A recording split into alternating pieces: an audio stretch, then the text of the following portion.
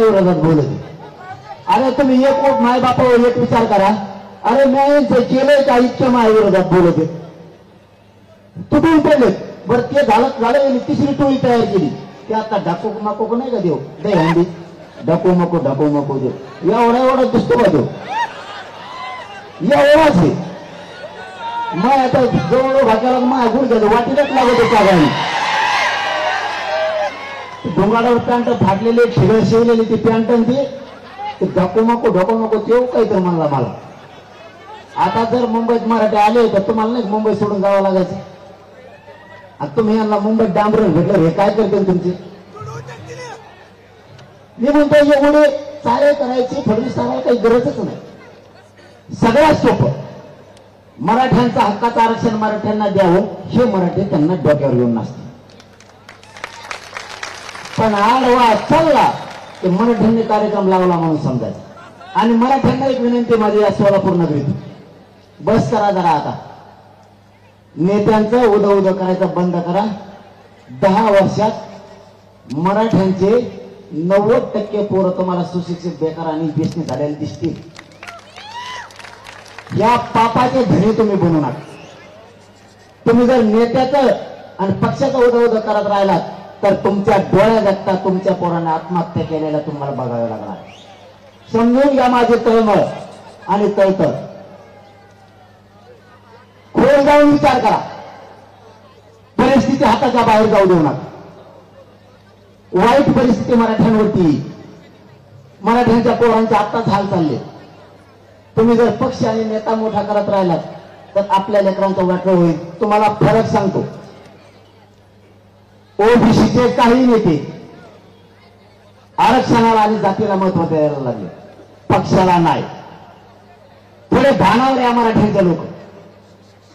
तुमच्या जातीसाठी आणि तुमच्या पोरासाठी तुम्ही सुद्धा जातीला आणि पोरालाच महत्व दिलं पाहिजे, पक्षाला आणि नेत्याला नाही. हा यातून तुम्हाला आणखी सूट देतो.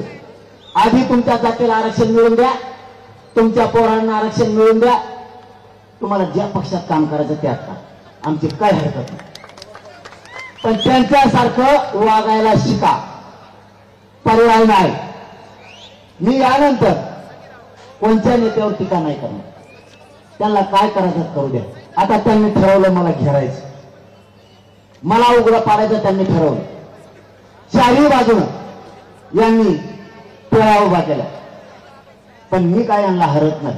आणि तुम्हाला शब्द आहे, या सोलापूर जिल्ह्यातल्या मर्द मराठ्यांना माझं शब्द आहे. कारण तुम्ही एवढ्या ताकदीनं जमलात की कुंकड बघा नुसते मराठीचे. इकडच्या कडेला बाकी नजर पुरत नाही. इतक्या लांब इकडे तर काय दिसत नाही. इकडे बिल्डिंग आहे. इतक्या ताकदीनं सोलापूरचा मराठा जिंकला. इकडे फुले. हे चित्र बघून इथून पुढचे आपल्या असणाऱ्या रॅल्यात एकही मराठा आता घरीच बसणार नाही. तुम्ही पुन्हा वातावरण उसळलं. तुम्ही पुन्हा सांगितलं पश्चिम महाराष्ट्र, मराठवाडा, विदर्भ, खानदेश, कोकण भेद नाहीये. आम्ही सगळे करोडो मराठी एक ते सोलापूर आणि पश्चिम महाराष्ट्राला सिद्ध करूया. या पुढे खानदानी मराठा घरी बसत नाही. आणि माझा शब्द आहे तुम्हाला, किती विठ्ठोळे म्हणता बरं. मी विठ्ठोळे मुकादमाच्या बापाचा बापू. याला झोपेतच त्याच्यावर सोडितच नाही मी. फक्त तुम्ही सातन आशीर्वाद असंच मागं ठेवा. तुम्ही जर असे पक्के राहिलात ना, यांना पाणी पाजिलच म्हणायचं नाही गटारातलं. दुसरं कसं नाही. आणि मला काय व्हायचं नाही, मी खरं सांगतो. हे दाटून म्हणतात मला. आता तर ते प्रकाश आंबेडकर साहेब सुद्धा म्हणलेत मला. ते म्हणले हो काय म्हणले, देवेंद्र फडणवीसचा काय मान त्याचं नाटक. हा देवेंद्र फडणवीसचं माझं नकली भांडवली असं ते म्हणले. आणि सोलापूरलाच म्हणले वाटतं. इथून ते फक्त नांदेडलाच गेले. इथून नांदेडला गेल्यावर म्हणले ते शरद पवारचा माणूस येथे चालायचा दांडा. मग मी नेमकं आहेच कोणाचा मग, कोणालाच नाही आला ना. मी कोणाचा माणूस यांना कोड उरगडूच शकत नाही तो हे पडलेले असते. कारण